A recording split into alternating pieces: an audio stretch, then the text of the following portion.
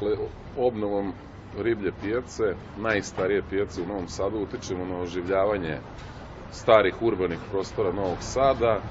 Nakon što se završi rekonstrukcija riblje pijace, radit će se i trg ka gimnaziji Jove Jovanovića Zmaja i time će ceo ovaj kraj, koji je jedan od najstarijih delova Novog Sada, između najstarije novosadske gimnazije, Saborne crkve, Dunava, arhiva, komande prve brigade kopnene vojske Srbije, dobiti jedan potpuno novi izgled i nadam se da ćemo dobiti konačno, nakon više desetina godina, sređenu riblju pijacu i ono što u Novom Sadu nedostaje, dobit ćemo jedan potpuno novi gradski trg i ono što je bitno, to će biti gradski trg koji se nalazi između srpskih institucija, kažem, gimnazije, prve velike srpske pravoslavne gimnazije, Saborne crkve u Novom Sadu, sedišta srpske vojske i ono što je takođe nama bitno, to će biti trg na koji prvi turisti koji izlaze sa keja naiđu i u tom smislu će i riblja pijaca dati jednu novu ponudu tim turistima, s obzirom da će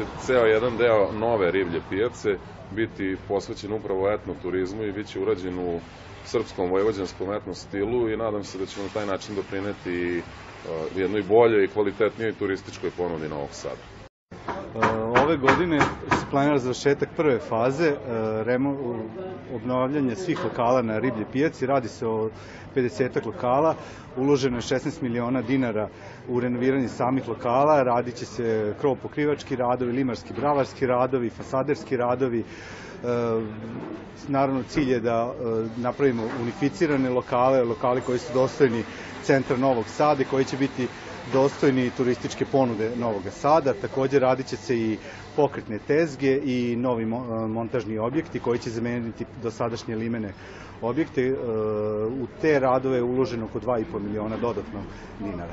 Radovi su koncipirani da se završe u 3 faze. Prva faza je rekonstrukcija samih lokala i prodajnih mesta između lokala.